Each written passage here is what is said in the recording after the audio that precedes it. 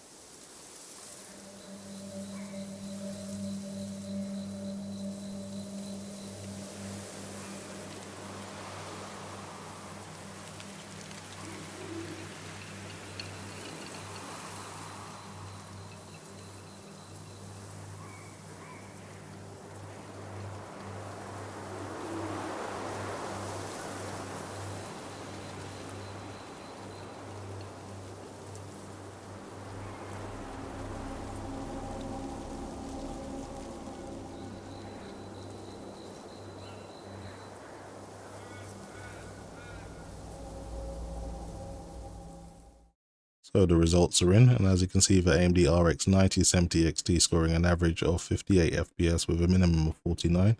Of course, this with FSR4 quality, and the RTX 5090 scoring 74 FPS on average and a minimum of 59. Of course, this is with 100% native and DLAA.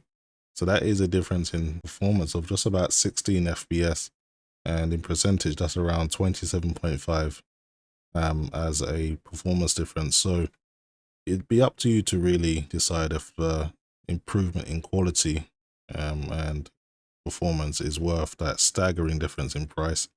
It's definitely worth putting things into perspective. Upscaled 4K does not look so bad, and it certainly is considerably cheaper too.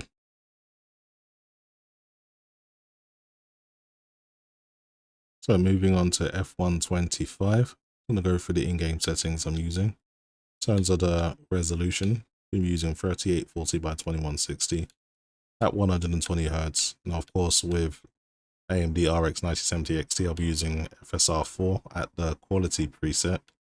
There'll be no frame generation being used, and there'll be no dynamic resolution scaling as well. And the NVIDIA side, I'll be using DLAA.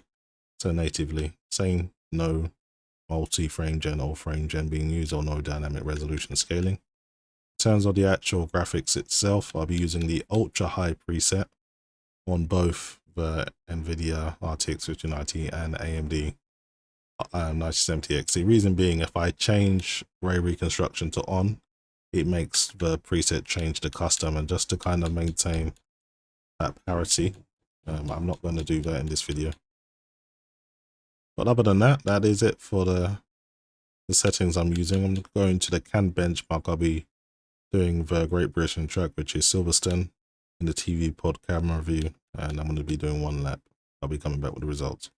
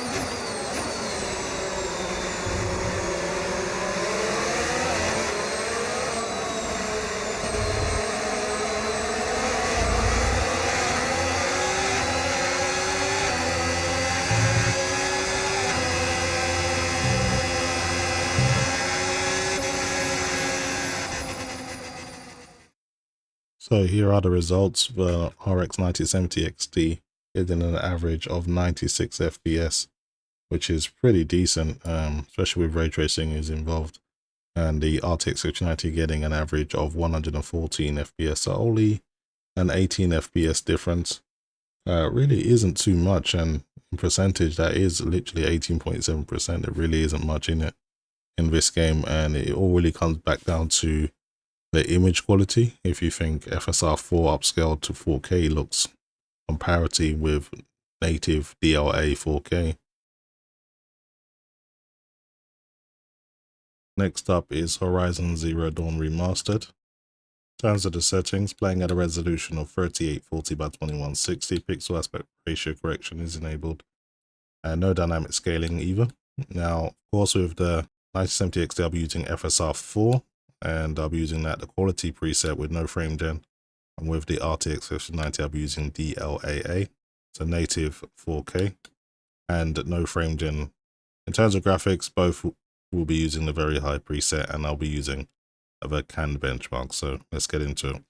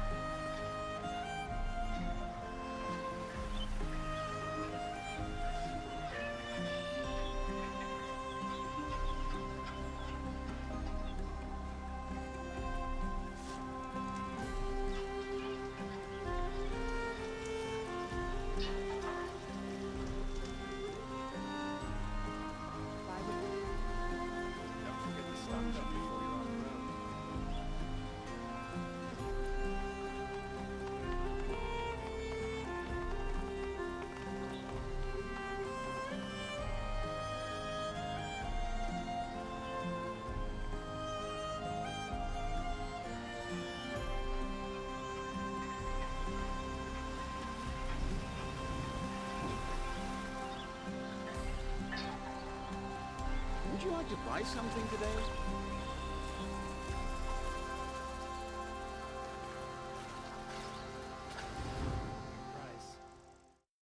So the results are in. As you can see, the AMD RX 9070 XT scoring 140 FPS on average with a minimum of 66, and the RTX 5090 scoring 165 FPS average with a minimum of 61. So that's about a difference of 25 FPS, and in percentage that's around 17.8%. So not a massive difference in performance, but of course this is with the FSR quality upscale to 4K, and you would really have to consider how much difference there is in image quality to justify that astronomical difference in price.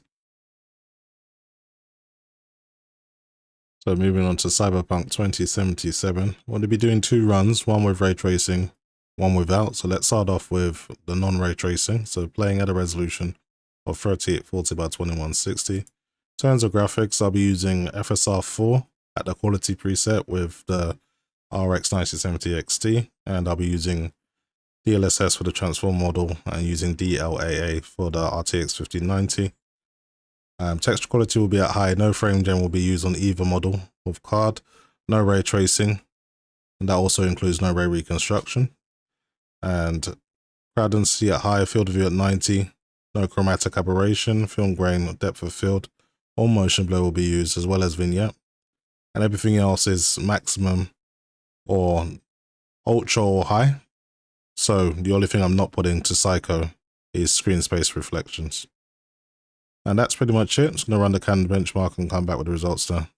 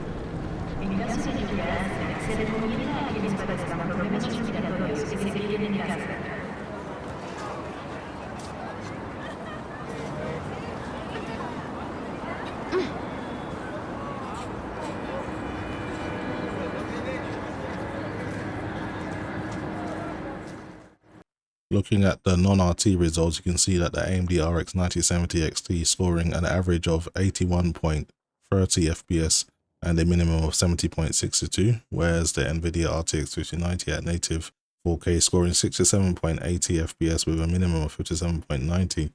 So only a 14 FPS difference, and that works out to about 20.8%. So not a massive deal in it. It's pretty surprising to see how good that the 9070 XT is at raster when there's no ray tracing involved, of course. Moving on to the ray tracing results. So for the ray tracing run, I'm using a resolution of 3840 by 2160. In terms of graphics, I'm using FSR at the quality preset, and this is FSR4 with 0.15 sharpening. And on the NVIDIA side, I'm using DLSS for the transform model using NVIDIA DLAA, so no upscaling here. But NVIDIA comes with the extra perk of ray reconstruction. I believe AMD will have that option when Redstone becomes available, but at the moment it does not. So no compromises here with the NVIDIA quality. And for the rest of the settings, using ray tracing at the ultra preset. No path tracing being used. Crowd density at high with a field of view at 90. We're not going to be doing any film grain, chromatic aberration, depth of field, or vignette. And everything else is at high or ultra. There's no psycho ray tracing being used or psycho settings being used at any point. So now I'm just going to run the Canon benchmark and come back with the results.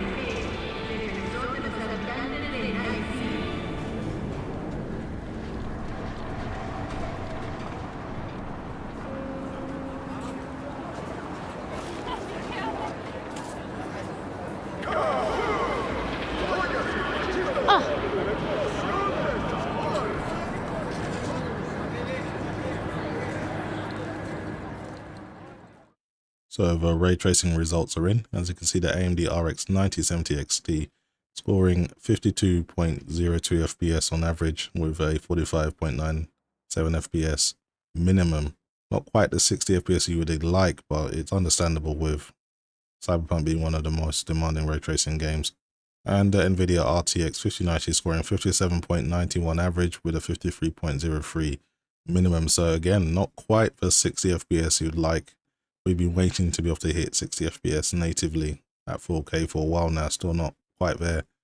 But that's only a difference in 5 FPS, so percentage-wise, that's about 9.6%. Not a massive deal there, but of course, NVIDIA RTX 5090 doing that natively and still having a minimum that's higher than the average of the 9070 XT is pretty impressive. But again, when you consider that astronomical price. So that is it for the benchmark, guys. If you were to go and buy these two cards in the UK at least, you're looking at around £629.99 for the Sapphire Nitro Plus Radeon RX 9070 XT Gaming OC. And for the Asus GeForce RTX 5090 TUF Gaming OC, you're looking at £2,489.99.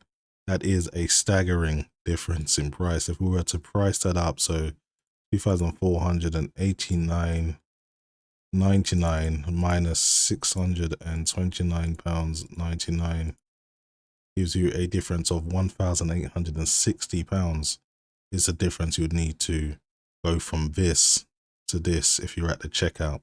And let's further put that into perspective. If you were to take £629.99 and times that by 4, you're £30, pay it extra £30 and you can have 4 of these for the price of 1 of these. So look, it makes no sense in any terms of value, but it's not supposed to be. The Halo products really are just for people that need it for specific case scenarios, or they just buy it because they can. It never has really made any much sense when it comes to value.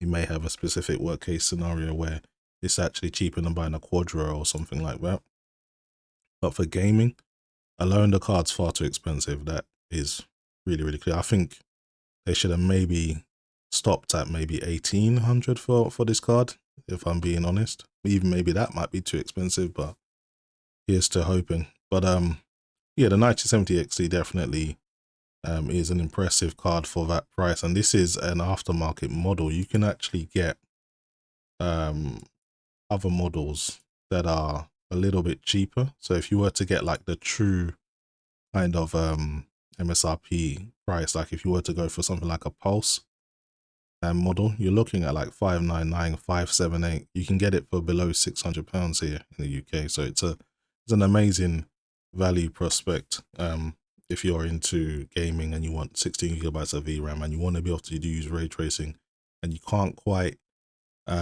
you know, stretch to a native 4K gameplay, but you want to upscale and still use that 4K monitor. This is definitely a great way to do it. So with that being said, that is pretty much it for me, guys. Hopefully you've enjoyed the video, and as always, thanks for watching.